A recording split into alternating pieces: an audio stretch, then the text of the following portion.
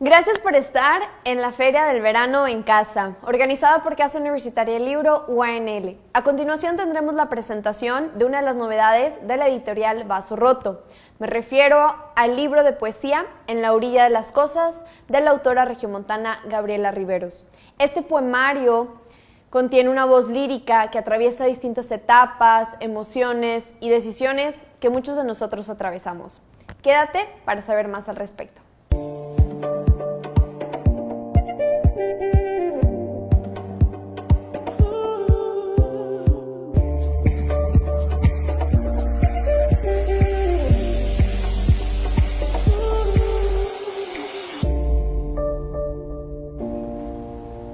Hola Gaby, ¿cómo estás? Muy bien, Janet, muchas gracias. Muy contenta de estar aquí en esta Feria del Libro de Verano para compartir con las personas que por ahí nos acompañan.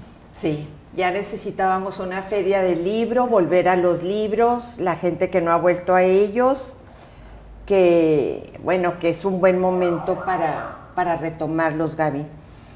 Y bueno, Vaso Roto, Gaby, quiso invitar a Gabriela Riveros, autora de Nuevo León, autora de Vaso Roto, a que nos hable sobre En la orilla de las cosas. Es un libro, Gaby, que desde el inicio a mí me llamó mucho la atención, porque siempre cuando uno lee un libro, la mitad del libro la pone el lector, como sabemos. ¿Tú estás de acuerdo con esto? Totalmente de acuerdo, así es. Pues yo quiero dar las gracias por esta iniciativa tan bella y esta iniciativa doble. Por un lado, a la Universidad Autónoma de Nuevo León, que nos reúne, y por este apoyo de dar un espacio a editoriales de Monterrey, a editoriales que la están pasando difícil, a librerías, a autores locales, por este apoyo tan importante realmente en este momento histórico. Y por otro lado, por supuesto que quiero, como siempre que hablo de mi poemario, agradecer a mi querida editora y poeta Janet Clarion.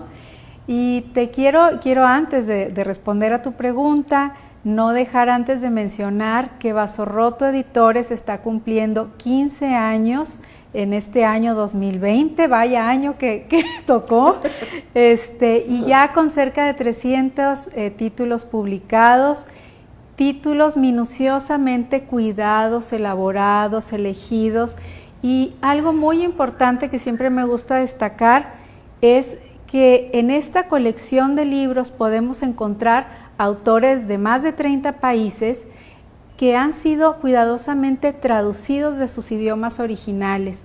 Entonces, cuando a veces dicen que los regiomontanos, que son innovadores y que son muy trabajadores y tal, yo pienso en ti, acto de resistencia, Janet, que iniciaste hace 15 años y de generosidad, porque Janet es una gran poeta con premios a nivel internacional, ella es una traductora y se pudo haber quedado así, gozosa con sus lecturas, iluminada con sus palabras, ya bastante es ser escritor y que ella tiene sus propios libros, pero no fue suficiente. Hace 15 años Janet inició esto no nada más es fruto del trabajo y de ser visionaria y de ser emprendedora, sino de tener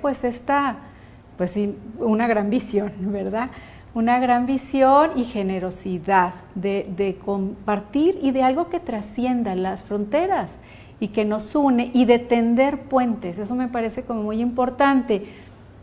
Todo lo que has puesto al alcance de nosotros los que hablamos el castellano, a través de todas estas voces de Asia, de Europa del Este, de otras lenguas, que ahora gracias a Vaso Roto podemos ver que hay en esos corazones, podemos ver que hay en esas soledades, en esas historias de familia, en esas preguntas, en esas búsquedas, y entonces ahí voy respondiendo a lo que me preguntaste, porque definitivamente pues el autor escribe o nosotras mismas a veces escribimos y entonces pues volcamos, pero una vez que las palabras están ahí y que salen, entonces el lector ha de hacer, una vez que pasa por el editor y por la traductora o el traductor y por todo ese proceso y llega a manos del lector, entonces la literatura se despliega y esas frases, esas palabras que son como la punta de un iceberg, entonces alumbran. En el caso de la poesía o de la narrativa bien hecha, alumbran y despliegan un sinfín de significados y entonces se extienden y se internan a la vida de cada uno de los lectores y ahí cobran vida, otras vidas, unas vidas que las personas que escribimos inicialmente no pudimos siquiera imaginar. Pero así es la literatura, es polifónica, es extensa, y bueno, pues es plurisignificativa. Entonces sí creo que los libros se terminan y se siguen escribiendo en cada nueva lectura, no importa si la persona que lo lee vive dentro de 10 años, si es un anciano, si es un joven, si ha leído 3 libros o ha leído 50, a cada quien tendrá algo distinto que decirle, creo yo. Bien, Gaby. Me gustaría, Gaby, que nos contaras, porque me interesa que el público sepa de cuando te acercaste a la oficina, que íbamos a empezar a trabajar, y cuéntales de cómo me llevaste todo lo que tenías archivado. Gaby estaba escribiendo 2 libros a la vez, su novela y su poemario, y uno se nutre del otro. Entonces, Gaby, lo que no tenía yo, me llevó unas tiras de papel de su abuela, que fue a la misma escuela que mi madre en El Paso, Texas. Cuando Pancho Villa fue gobernador de Chihuahua, que tomó el mando de Chihuahua, expulsó a los árabes y a los chinos del territorio chihuahuense. Entonces mi madre se educó en una escuela del Paso, Texas, que se llama Loreto. Y llega Gabriela a la oficina y me dice, mira, Janet, estas fotografías que encontré. Gabriela ha estado subiendo bueno, yo solo entro a Instagram, no manejo mucho redes sociales, me disperso mucho, no tengo esa capacidad, pero veo que en Instagram ha estado subiendo las fotografías que dieron pie a la escritura de su novela y a su poemario. Y me llama mucho la atención ver, porque en algún momento se dijo en un encuentro de escritores, paisajes destino.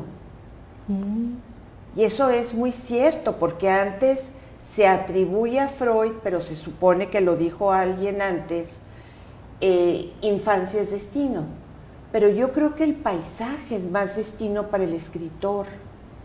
Esos desiertos de Chihuahua, lo que tú viviste, los caminos, las carreteras que tomabas. Y cuéntanos un poco, Gaby, de cómo llegaste a encontrar, son los programas de música que le pasaban a su abuela en la escuela. O sea, eso es, cuéntanos un poco de eso, Gaby. Sí, pues así como que tocaste muchos temas. Por un lado pienso estos paisajes que de alguna manera son también como paisajes emocionales. Pienso claro que en el escritor todo territorio, toda contemplación visual termina por transformarse como en un estado emocional que quizá con el paso del tiempo se añeja y se madura y es lo que finalmente pretende cristalizarse en palabras. Leí una frase muy bella hace unos, pues sí, que dice, creo que fue Hugo Mujica en uno de los, precisamente de estos diálogos de Vaso Roto, que dice que el proceso de escritura es una actitud de escucha de la vida y es un habitar del escritor. Y ahorita que me hablabas del proceso de hacer el poemario y la novela, quizá el poemario es este acto de escucha de escribir la novela, se me ocurre. Y volviendo a estas coincidencias, porque cuando uno está escribiendo, siempre tiende la realidad a entrelazarse con la ficción. Bueno, me pasa todo el tiempo y cuando uno lee, pues también, o sea, siempre este entrelazado de realidad y ficción. Pero también en poesía, Gaby. Distinto. Sí. Sí, pero distinto, mucho más en la narrativa. Pero fíjense, ahorita de lo que decías, cuando nosotros, bueno, yo empecé a escribir, bueno, los libros empiezan a escribirse, creo que mucho antes de que nosotros lo sepamos, dentro de nosotros y a veces a pesar de nosotros, porque a veces hasta pareciera que hacemos todo lo posible porque las cosas no salgan, pero hay cosas que quieren ser dichas y que finalmente van a salir. Entonces, yo tenía, pues ya saben, muchos textos sueltos, unos con la idea que fue una novela, y más o menos como en el 2012 se me ocurrió que también quería hacer como un poemario, porque yo tenía poesía como desde principios de los 90, algunas cosas habían sido publicadas en un primer libro que hice hace mucho, en Tiempos de Arcilla, en el 93, y luego pues algunos poemas sueltos que mandaba a revistas o a concursos. Y finalmente en 2012 quise hacer como una especie de libro de viajes, pero visto a través de la poesía. Entonces armé un engargolado que luego me encontré, creo que ahora en la pandemia, y era una cosa así. Y luego ya como en el 2013 fue que retomé, y entonces dije, no, pues me voy a seguir más bien como con la novela. Ahora, para mí las novelas es un género abierto en donde todo cabe, pero además yo soy de la idea de que las creaciones, no importa si sean de artes visuales, de música, y en el caso de la literatura, a mí me gusta mostrar las mesas de trabajo. Es decir, me gusta compartir fotografías, me gusta compartir la música que yo escucho mientras escribo, y entonces hay gente que me decía, ay, le pusiste la música para el lector en la novela. Y yo, no es para el lector, es la música que yo escuchaba mientras escribía y la quise compartir, así como me gusta compartir algunos archivos históricos o algunas cosas. Y ahora me ha dado, porque como tuve que dejar fuera fotografías que remiten a lo que yo escribo, como que siempre me quedé con las ganas y me decían, pues luego lo pones en un video. Y yo, bueno, ahora en esta periodo de quedarnos en casa, pues es algo que puedo compartir con las personas que han disfrutado la lectura. Y entonces, pues, sin embargo, mientras yo hacía la novela, pues luego me detenía y no podía avanzar, y hay unas partes en la novela que también hay gente que me dice, es que son poesía. Bueno, pero por otro lado se iba escribiendo, así como su título es En la orilla de las cosas, en los márgenes, en la periferia, pues había como ciertos nudos que pertenecían y que se complementaban y que querían ser contados y que querían ser dichos, y yo decía, pues esto será un anexo, ¿qué será? Fue cobrando una vida, fue cobrando una estructura, así como fui armando ese esqueleto para la novela, me fue sucediendo lo mismo con En la orilla de las cosas, y me di cuenta que el viaje externo ya no era, que más bien había como una narrativa de una especie de itinerario interno. Y hablando de estas coincidencias, pues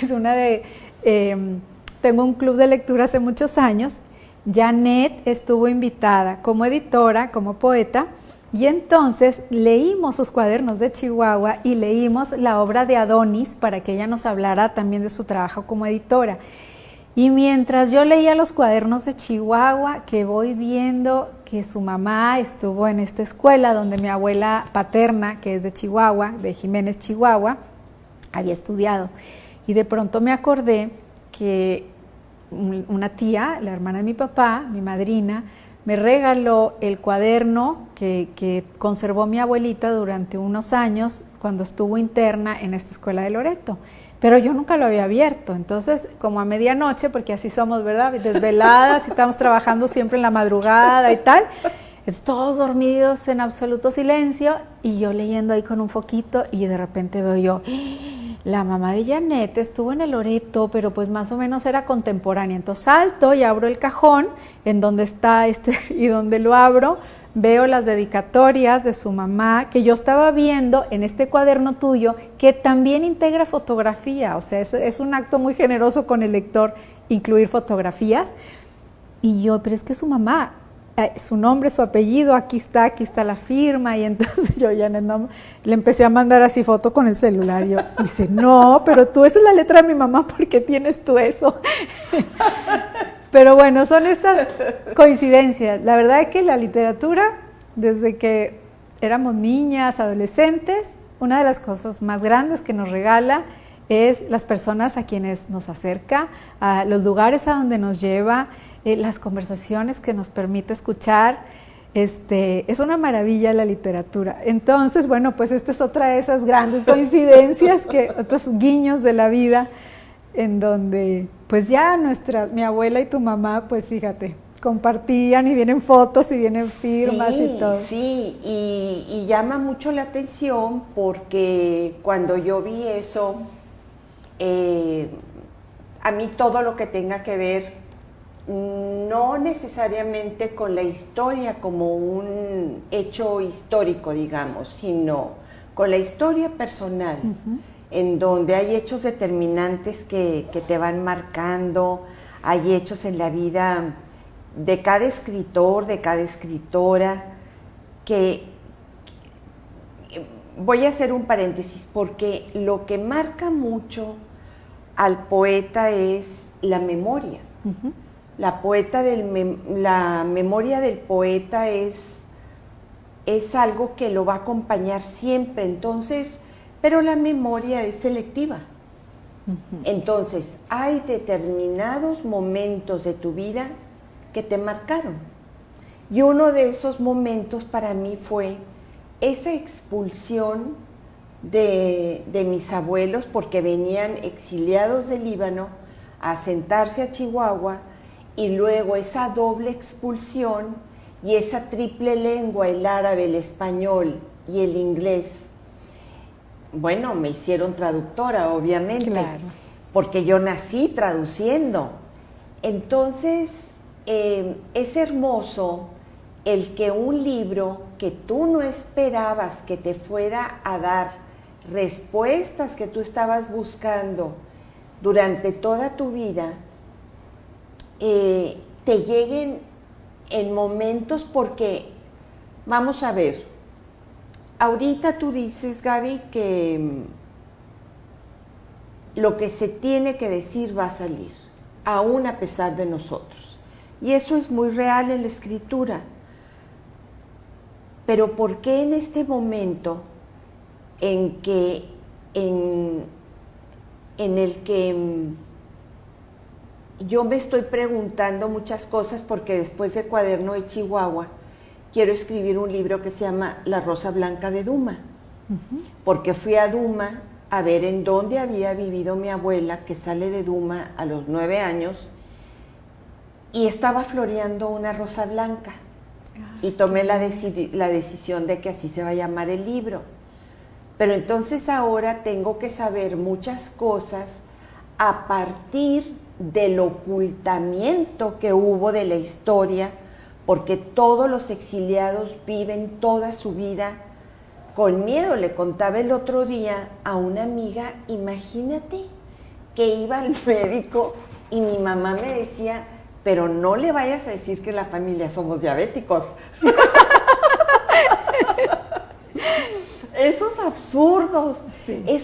Pero más que un absurdo, es un miedo constante a que la central que se usaba en ese momento de la telefonía te fuera a escuchar, que no diga nada, y creces en medio de aquellos misterios que solamente afloran en la poesía, Gaby, porque yo intenté escribir todo antes de la noche, quiso ser un libro, un cuento, pero se me va a poesía, no puedo detenerme en la narración. Sí. Entonces, me llama la atención, por eso te lo pregunto, porque tú estabas escribiendo al mismo tiempo y no es fácil, porque a mí me dicta la memoria y es por asociación de mi memoria y cuáles momentos determinantes de mi vida son los que yo necesito hablar. Exacto. Sí. Pues sí, lo cierto es que muchos jóvenes que a lo mejor nos escuchan o personas adultas, adultos mayores, estas palabras que nos rondan y que como fantasmas que están por ahí o que a veces entre la noche no nos dejan dormir y tal, yo invito a las personas que se acerquen y que dejen que las palabras fluyan y salgan. ¿Por qué? Bueno, pues porque escribir, vamos a pensar que todos necesitamos tener una relación con la palabra escrita porque es lo que nos hace ser humanos. Entonces, es como todos tenemos que movernos un poco, ¿no? A lo mejor voy y le doy 2 vueltas al parque y ya, pero necesito moverme y oxigenarme. Y otro dice, no, es que yo quiero correr un maratón y pues es otro tipo de entrenamiento, pero todos necesitamos movernos y hacer algo de ejercicio. Bueno, lo mismo sucede con las palabras. Entonces, no sabemos las palabras que nos habitan hasta que nos sentamos y nos liberamos y dejamos que eso salga. Hay personas, eso que tiene que ser dicho, si tú das permiso, si tú haces un ratito en tu día, un ejercicio de voluntad, eso puede salir. Y a lo mejor nadie las va a leer, a lo mejor se van a quedar en un cajón o en un cuaderno en donde tú después lo quieras compartir con tus hijos y tus nietos o con tu pareja o con algunos compañeros en un taller o con un amigo tuyo que viva del otro lado del mundo y tienes relación virtual. Ok. Y luego, bueno, está el otro camino, que es alguien que quiere compartir sus palabras, ¿no? Que busca difusión, que busca editoriales. Y algo que tú dices que cuando hay esa experiencia y alguien ya lo quiere hacer de manera más profesional, eso viene y nos sacude, nos invade, nos puede trastornar, nos puede habitar. Y uno tiene que saber, o a lo mejor no lo sabes, pero tienes que ser dócil para saber de qué manera quiere ser dicho. Precisamente lo que estabas diciendo ahorita, Janet. O sea, esto quiere ser dicho a través de una narrativa, de un cuento, o quiere ser dicho a través de una novela, o a través de una crónica, o de un poema.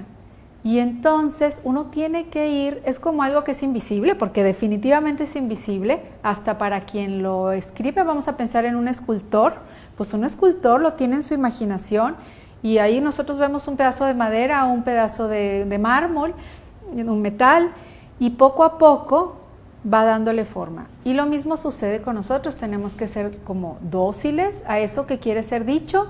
Y sí sucede definitivamente que en el camino hay que desandar muchas veces, hay que esperar, hay que tirar a la basura, hay que guardar cosas que no van a salir y ese ir hacia adelante, 2 pasos, luego 3 para atrás, luego 5 para adelante, luego 1 hacia atrás y de repente mucho adelante y luego mucho atrás, es la única manera de llegar al destino final. No es un proceso muy distinto, aquí no puede decir uno, hoy dediqué 4 horas y no escribí ni una línea, cosa que nos pasa, y no puedes decir que fue tiempo tirado. Estuviste frente al texto, estuviste releyendo, estuviste corrigiendo, no avancé ni una línea nueva. Bueno, sin eso, o escribí algo que después de volverlo a leer no me gustó nada. Bueno, sin eso no hubieras podido avanzar a lo que sigue. Entonces sí, definitivamente hay que estar abiertos, y decir, si esto quiere ser dicho a través de un poema, pues un poema será. Mujica creo que también decía, hay que ir atrás del poema, no el poema atrás de uno, porque si no entonces se ven acartonados los productos creativos, ¿no? Se ven como tiesos, como que no tienen una vida propia. Ellos tienen su vida propia. Es nuestra chamba irles permitiendo que salgan. Digo. Oye, Gaby, pero entonces tú dirías que las palabras están. Esto significa que tú piensas, tu idea sobre las palabras es que las traemos dentro, porque hay 2 miradas al respecto. Uh-huh. Esto es, hay quienes escriben y luego se van a otros textos para tomar de otros textos palabras nuevas. Y yo lo hablé con Ricardo Yáñez. Y Ricardo me comenta que él piensa que cada quien tiene su diccionario interior. Tú tienes que tener tu propio lenguaje. Ese es un tema sobre las palabras. ¿O tú crees que el estar leyendo otros autores que a ti te nutren, te van a permitir ampliar o nada más hacer que salgan lo que tú ya tienes dentro. No, yo sí pienso que nos construimos a partir de lo que vivimos, de lo que leemos, de lo que observamos. No creo que esté todo dentro de nosotros. Digamos que para poder tener materia prima tenemos que vivir, tenemos que sufrir, tenemos que meditar las cosas que nos suceden.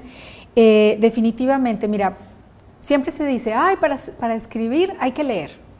Y recuerdo que una vez Antonio Ramos, director de esta casa editorial, de editorial universitaria, mencionó, una vez que nos tocó compartir una mesa, algo que me pareció de sentido común y tan principal y tan esencial.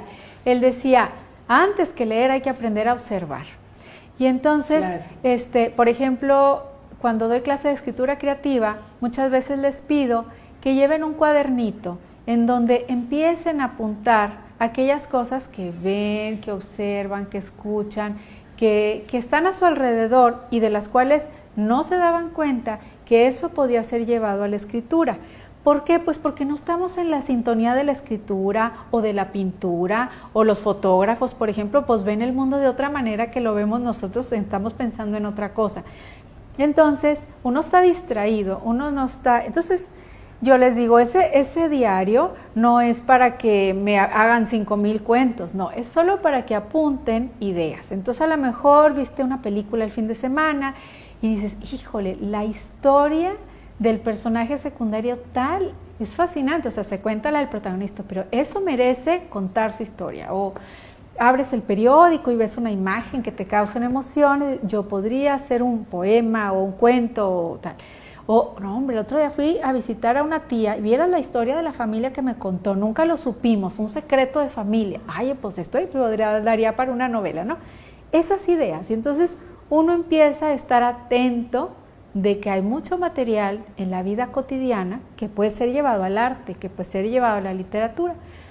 Por supuesto, acto seguido pienso que debemos de leer mucho, a muchos autores. Yo estoy en contra de la lectura obligatoria, creo que cada quien tiene sus momentos para acercarse a los diversos autores. Siempre que me preguntan, ¿y qué libros recomiendan? No es que yo no recomiendo porque me parece que esos son como matrimonios arreglados. Más bien hay que llevar a los niños, a los jóvenes, a los adultos mayores, acercarlos a donde hay. Si un libro no te gusta, no lo leas, busca otro. Alguno en donde tú hagas clic, donde digas, esto yo lo vivo, yo lo siento, no sabía cómo expresarlo, aquí está. Y lo que en un libro te puede parecer aburrido en un momento, a lo mejor después lo tomas y te parece fascinante, porque pues uno está cambiante, ¿no? Entonces, yo creo que la lectura definitivamente es muy importante. Ahora, eso no quiere decir que entonces si yo leo a Juan Rulfo, después voy a escribir como Juan Rulfo. No, yo creo que tenemos que leer de muchos autores y que entonces sí vamos construyendo, vamos tomando de uno, de otro, y entonces que las palabras o la escritura, esta no es una idea mía, es una idea que manejan Cristina Rivera Garza y toda esta escuela de escritoras que están en Houston, en donde hablan de la escritura que las escrituras que hacen otras cosas, y entonces dicen que es que la materia prima es colectiva, no es individual. Y pues sí, no hay palabras propias, no hay palabras mías, no hay palabras vetadas tampoco. Yo puedo hacer un poema y hablar de una mesa y hablar con palabras del cabello y de la pared, y la literatura se nutre de las palabras que todos usamos. Entonces yo pienso que sí, que hay que nutrirnos, y poco a poco iremos encontrando una manera propia de hacer esas pequeñas construcciones, y que además cada vez que uno termina algo, a veces algo de eso se va, o sea, se lleva como la receta y hay que hacer una nueva receta para hacer un nuevo platillo, digamos. Y aunque dentro de uno, y seguir explorando y escuchando y aprendiendo, y hablando del escuchando, ahora durante la pandemia que se ha abierto esta posibilidad de escuchar la literatura, pues la literatura surgió con la oralidad, no era escrita, y me parece muy valioso para las personas que van en camión a su trabajo, que van en el taxi, que salen a caminar, que todos esos espacios los podemos llenar de esa compañía y que nos trae también un poco de paz y que nos distrae, nos pone a pensar en otras cosas, nos empatiza con otras situaciones. Y pues ahora esto, maravilla de los audiolibros, me parece muy, muy valioso. Hay algo que no mencioné. También, Janet, cuando hablaba yo de estos cuadernos de escritura y del acto de la lectura, cuando somos niños y jóvenes, para quienes sean padres de familia o profesores, también lo que se nos da con cariño es aquello que permanece. Hace ratito que platicábamos de este acercamiento, que si los niños a futuro van a leer papel, ebooks, audiolibros, depende siempre mucho qué les enseñamos con cariño. Pensemos aquí en Monterrey en la afición, o sea, el fútbol, ¿verdad?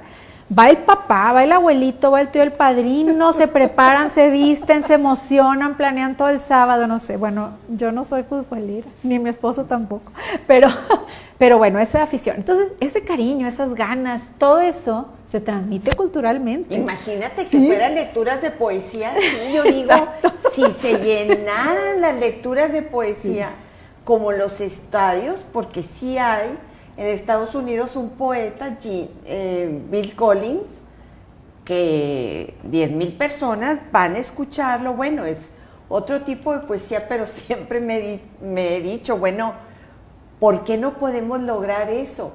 Pero fíjate, Gaby, el domingo pasado se le hizo a Alejandra Rangel, pensadora de Nuevo León, un homenaje por parte de la universidad y la Facultad de Filosofía y Letras. Y luego mencionaste a Hugo Mujica, que también estuvo en la feria pasada del libro de la Universidad Autónoma de Nuevo León, y él tiene en su obra completa tres tomos, los tenemos en Vaso Roto, y aquí también los estudiantes de la prepa que fueron y le hicieron preguntas muy inteligentes. Me llamó mucho la atención el estudiantado lector de Hugo Mujica haciéndole preguntas aquí mismo el año pasado, o fue cuando empezó la pandemia, en marzo. En marzo, sí. Entonces, sí habló de la escucha, pero él habla de la escucha del silencio, porque Hugo Mujica es un estudioso de Martin Heidegger, y Heidegger, como Alejandra Rangel, también estudiosa de Heidegger, para lo que hizo su tesis doctoral en Lenguaje, Silencio y Ser, la sigética de Heidegger, que es cómo escuchamos el silencio. Yo me pregunto, pero solo es una reflexión a partir de ese silencio que Heidegger lo toma mucho de Oriente, y Heidegger lo habla mucho con este escultor maravilloso español, Eduardo Chillida. Ellos tenían conversaciones sobre cuál era el pensamiento de Oriente, que no hemos sabido todavía asimilar del todo en Occidente. Entonces, lo que yo pienso que hace falta también, además de lo que tú dices que me parece muy importante, es esto de los afectos, el tema de los afectos tan manejado por Deleuze, por Spinoza, es la escucha del silencio. Los niños hoy día no están capacitados para estar en soledad y en silencio. O tienen la música prendida, o salen a caminar con el iPhone, con música o con lo que sea. Yo no estoy en contra del audiolibro. De hecho, en Vaso Roto estamos pidiendo la cesión de derechos para el audiolibro. Yo nunca voy a ir en contra de nada que tenga que ver con el aprendizaje, con la lectura y con la reflexión, pilares de toda civilización que se precie. Pero también tenemos que reflexionar sobre el tema de la soledad, porque hay una frase que a mí me impacta mucho de Bernard Shaw.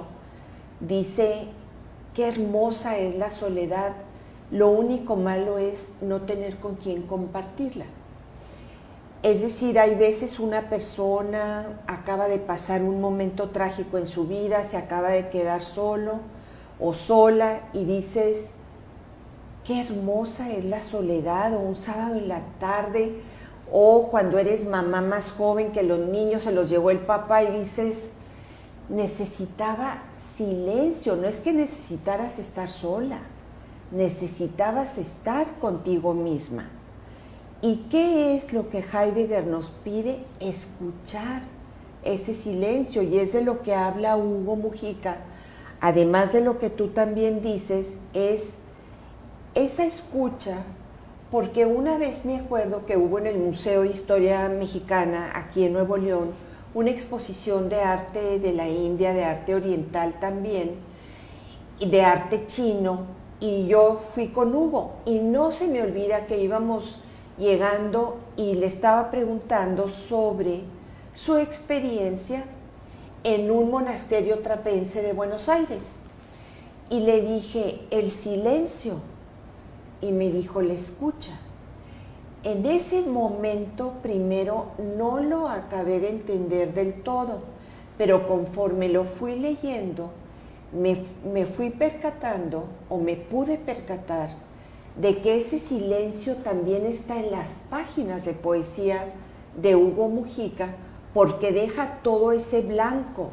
Y maquetar sus libros, yo le dije, ¿por qué te vas a la parte inferior de la página para hablar lo que tienes que decir?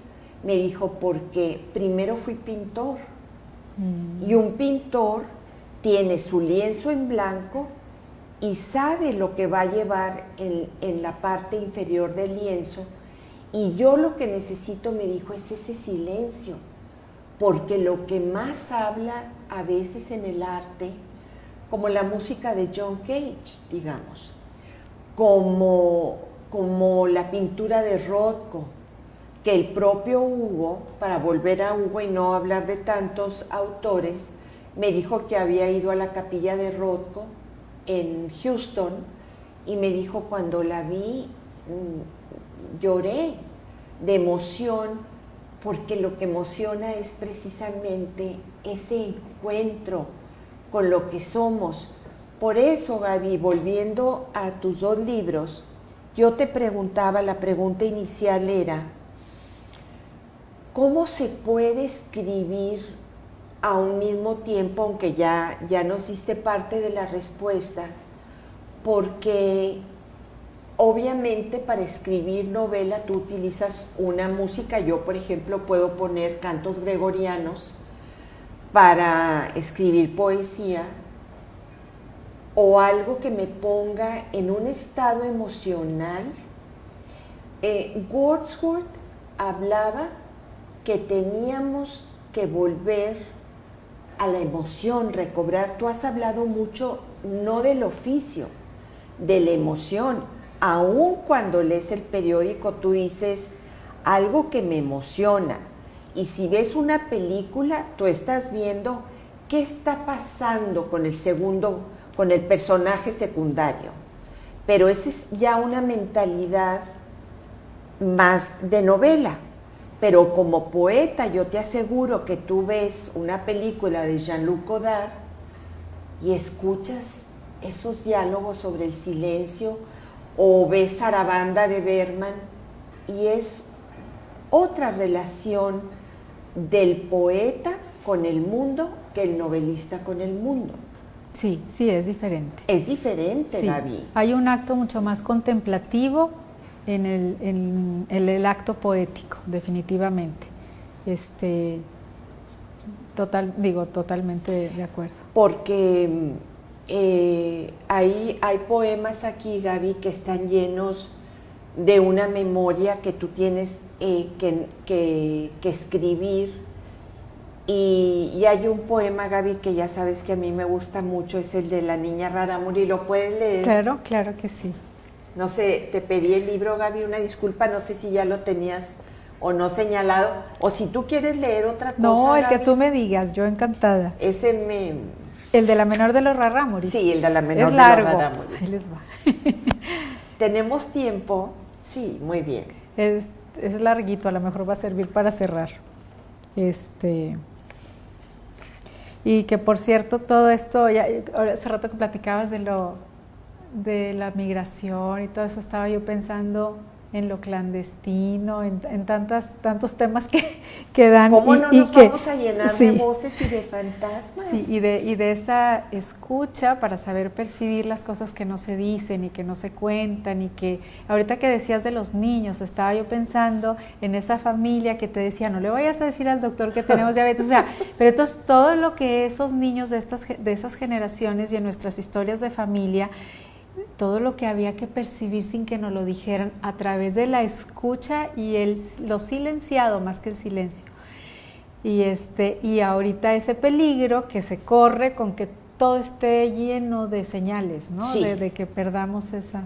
Y bueno, pues entonces en esta memoria Rarámuri, que también son personajes que nos habitan, pero que también están en las orillas y en lo clandestino y en lo silenciado. Hacia el final del poemario, en la orilla de las cosas, que está organizado como en 3 apartados, y luego en la última parte, que ya sería como una parte final, se titula La menor de los rarámuris. Aquí hay algunas frases que aparecen también en la novela, pero el texto completo está aquí. Bueno, si me extiendo mucho, me dices, Janet. No, nos ¿Está dicen aquí y... Nos dicen, sí. Tú fuiste la menor de los rarámuris, un rostro de niña marcado por el polvo de los ancestros, tu carne oscura y brillante, como si el sol brotase por las mejillas. Guardas la mirada de los abuelos y las abuelas en el centro de tus pupilas.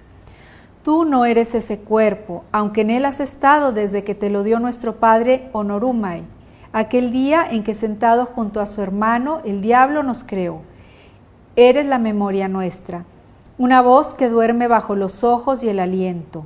Los ríos acarician esta tierra, murmullo de agua que emana de grieta cálida. La cascada es alma que huye de la montaña, tú el último eslabón de la memoria. Pasas la tarde descifrando en tus palmas un mapa de innumerables caminos y barrancos delineados en secreto con el sudor oscuro. Cae la tarde Rarámuri, los pinos sucumben en el arrebato de la brisa, recorre la sierra con luna, presencias el debate entre fuego y estrellas, humo dorado lame el firmamento. Triunfa la noche, la luna crece y se acerca a nosotros, diosa que se prolonga en las estrellas para cuidar el sueño. Observas tu mano código, ahora sabes que el bosque somos todos, la noche late a tu espalda, trozos de luna incrustados sobre los pinos, sobre nuestras ramas y brazos. La tierra abajo nos custodia, guarece la humedad del suelo, alberga nuestros insectos y madrigueras. Los rarámuri han caído del cielo a la sierra, está escrito en las rocas que habitan la montaña. Han dado forma de seres humanos a los árboles, colocan uno frente al otro para significar nuestra dualidad, tu dualidad. La tierra es el sostén de nuestros pies, de nuestro andar por la montaña, la madre que nos acoge, el hogar cueva-cuerpo del que dependemos.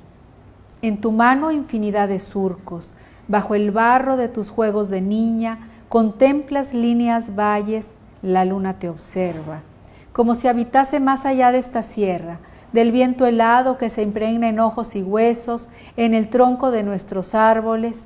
La luna es guardiana y no puede entrar al juego, se instala gigante e ilumina la montaña. Las hojas se vuelven lenguas de plata, el agua del arroyo se fractura en semicírculos de luz, combatientes de oscuridad trozada. No todos somos criaturas de la noche, pájaros y venados desaparecen, solo quedan sus murmullos rondando los bosques, nostalgia de la sierra diurna. Acercas tu mano al rostro para descubrir más hendiduras, el orden y armonía de tus huellas. Mueves el pulgar, la sierra se transforma bajo los músculos de tu palma. Hombres y mujeres se reúnen abajo en torno al fuego.